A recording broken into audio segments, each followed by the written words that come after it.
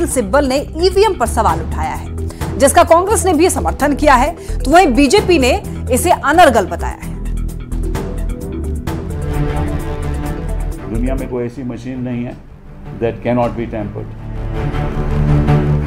कि ईवीएम पे भरोसा नहीं किया जा सकता है। क्या ये लोकतांत्रिक प्रक्रिया में दखलंदाज नहीं कर रहे? लोकसभा चुनाव में 7वें चरण की वोटिंग से पहले ईवीएम पर एक बार फिर विवाद शुरू हो गया है। 4 जून को जनादेश सामने आने वाला है, लेकिन विपक्ष ने अभी से ईवीएम को कोसना शुरू कर दिया है। पूर्व केंद्रीय मंत्री और वर्तमान राज्यसभा सांसद कपिल सिब्बल का आरोप है कि दुनिया में कोई भी ऐसी मशीन नहीं है जिसके साथ छेड़छाड़ नहीं की जा सकती। सिब्बल का दावा है कि हर मशीन के साथ छेड़छाड़ हो सकती है। Lot of people who are saying that these machines are possibly tampered, right? So we want to make sure that there is no possibility of tampering. That's all, nothing more than that. We are not saying that they are tampered. We are not saying that they are not tampered. Like any machine can be tampered. ये तो है नहीं, दुनिया में कोई ऐसी machine नहीं है that cannot be tampered. पूर्व केंद्रीय मंत्री कपिल सिब्बल के इस बयान के बाद ईवीएम की विश्वसनीयता को लेकर एक बार फिर सवाल खड़े किए जा रहे हैं। कांग्रेस नेता राशिद अल्वी का कहना है कि ईवीएम के साथ छेड़छाड़ हो सकती है। वहीं बीजेपी कांग्रेस और कपिल सिब्बल के आरोपों को सिरे से खारिज करती नजर आ रही है। मेरा मानना है कि देश के अंदर चुनाव बैलेट पेपर से होना चाहिए। ईवीएम नाकाबिले भरोसा है, टेम्पर्ड किया जा सकता है, उसकी बहुत सारी मिसालें मौजूद हैं। ईवीएम के जरिए दुनिया के अंदर कहीं चुनाव नहीं होता, ना अमेरिका के अंदर होता है, ना इंग्लैंड में होता है, ना जापान में होता है। हिंदुस्तान के अंदर ईवीएम से होता है और इसका हमको बहुत तल्ख तजर्बा है। चुनाव के चलते ईवीएम के ऊपर में प्रश्न उठाते जाते हैं। ये कहना कि हम प्रश्न नहीं उठा रहे लेकिन मशीन में गड़बड़ हो सकती है, ये तो प्रश्न उठाना ही है। यही नेता कोर्ट के सामने भी जाते हैं, कोर्ट ने आज तक इन बातों को स्वीकारा नहीं। यही नेता ईवीएम के माध्यम से जो चुनाव होते हैं उससे चुने जाते, जीतते भी हैं, तब ईवीएम को गलत नहीं मानते।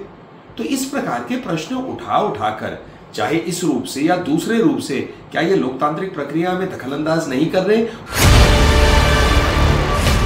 ईवीएम की विश्वसनीयता पर सवाल खड़े करने का ये पहला मामला नहीं है। इससे पहले भी विपक्ष कई बार ईवीएम को कटघरे में खड़ा कर चुका है और सुप्रीम कोर्ट तक का दरवाजा खटखटा चुका है।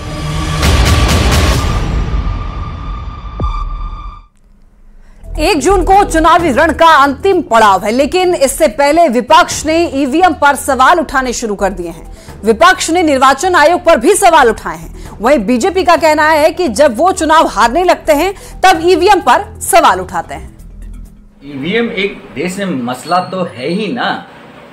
सारे प्रोग्रेसिव कंट्री बैलेट पेपर से इलेक्शन कराती है, तो हम क्यों नहीं करा सकते? और ये भी तो एक इलेक्ट्रॉनिक चीज़ ही है।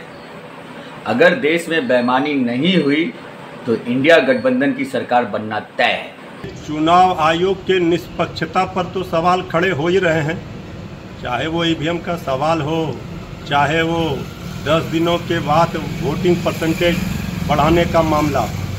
लेकिन इस बार जनता पूरी तरह से तैयार मुस्तैद है और पूरी निगरानी कर रही है कि लोकतंत्र का चीरहरण नहीं होने देंगे।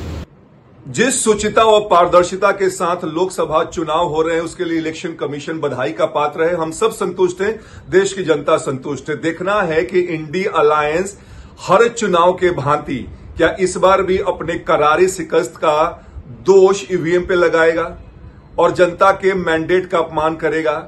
मुझे तो लगता है कि बिल्कुल करेगा, क्योंकि कोई ना कोई खंभा तो चाहिए खिसियानी बिल्ली को नोचने के लिए। जब जब विपक्ष को हार होते दिखती है तब तब ईवीएम इनके लिए एक राजनीतिक कहावत बन गई है, एक पॉलिटिकल रेटोरिक्स। विपक्ष को अब लगने लग गया है कि 4 तारीख को विपक्ष बुरी तरीके से हार रहा है। राष्ट्रीय जनता दल और कांग्रेस तो पता नहीं कि इनकी हालत क्या होने जा रही है। राष्ट्रीय जनता दल का तो खाता भी खुलेगा कि नहीं, इस पे भी शक है। यहां रुक रहे एक छोटे से